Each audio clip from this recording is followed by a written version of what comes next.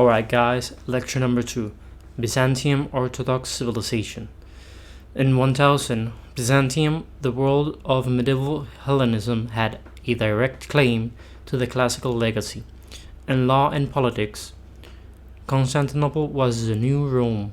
Byzantium emperors ruled over a bureaucratic state based on a professional army and taxation of their subjects.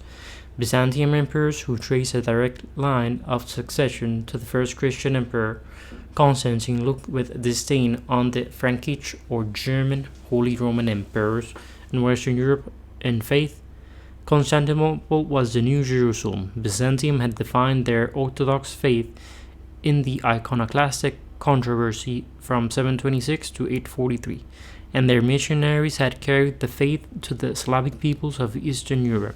Although the Patriarch of Constantinople adhered to the doctrines of the Council of Chalcedon in 451, he disputed the Pope's claims to spiritual supremacy as St. Peter's successor. In letters, arts, and aesthetics, Constantinople was akin to classical Greece, and its nobility prized in education and stressed proper diction and comportment, quite in contrast to their co-religionists in Western Europe. This lecture examined the Byzantium world in the time of Vasil II, or Vasil, the vulgar slayer. Vasil's reign represented the epitome of the Middle Byzantium state.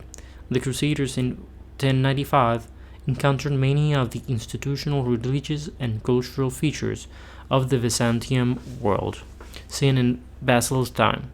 Vassals ruled from Constantinople, which had been founded by the Emperor Constantine in 330 AD.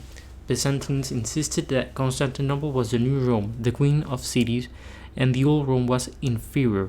Vassal ruled over a powerful bureaucratic state with its core in Asia Minor, Turkey, the Aegean Islands, Greece, and the lower Balkans.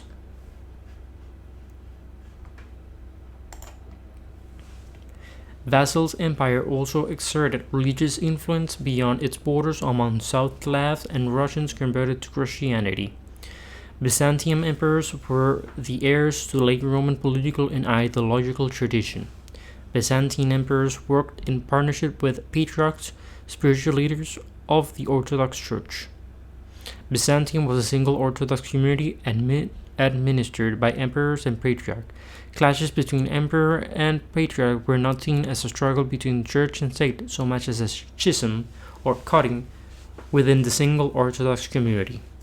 In the 2 centuries before Vasil II, Byzantine emperors elaborated a great ceremonial rule for themselves.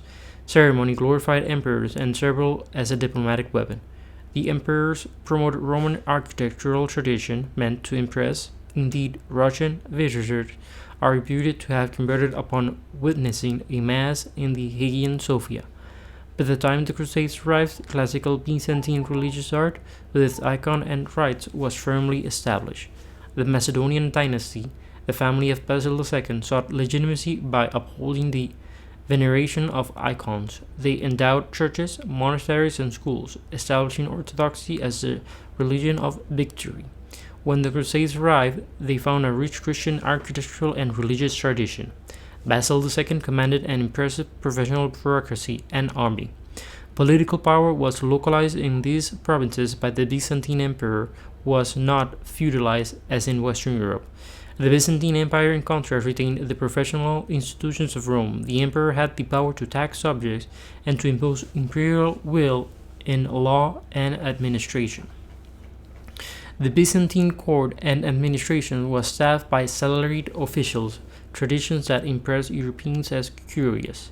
Anne Comnena, a princess turned historian, reveals that crusaders misunderstood the protocol of the Byzantine court. Indeed, the crusaders often reacted to the court with envy and uncertainty. Although it declined rapidly after Basil II's death, the Byzantine army was an impressive professional force.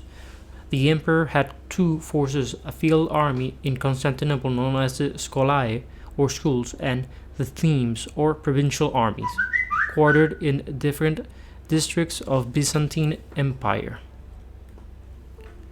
The scholae were units with a sense of integrity, drilled to ruthless professionalism.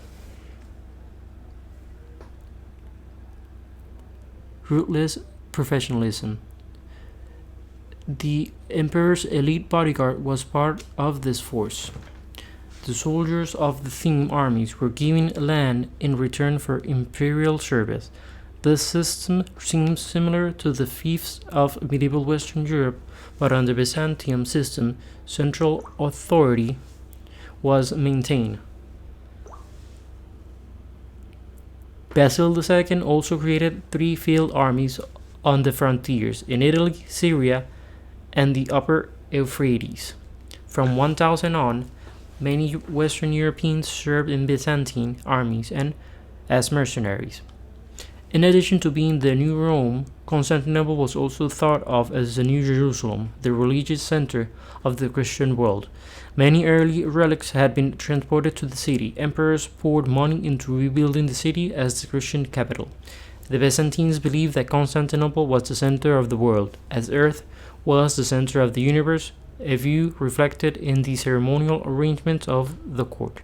The district hierarchy of seating at court was one manifestation. The hierarchy served as a method of focusing imperial power. Membership in the Orthodox faith was all important. The Byzantines had experienced a veritable religious civil war in the iconoclastic controversy, which had defined the role of images and the Orthodox liturgy.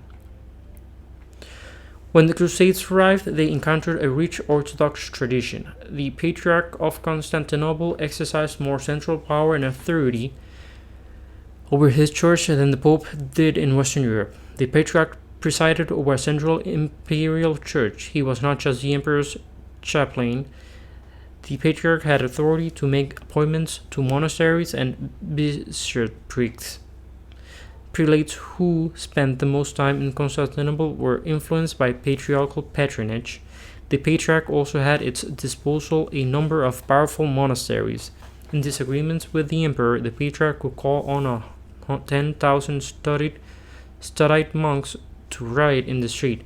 The Patriarch and Emperor believed that they jointly wielded a spiritual authority for the wider Orthodox world.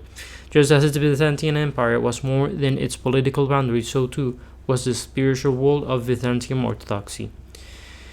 Eastern Orthodox populations living outside the empire were considered to be under the spiritual authority and protection of the emperor and patriarch in Constantinople. Patriarchs had maintained their spiritual authority as independent of the papacy since the 5th century.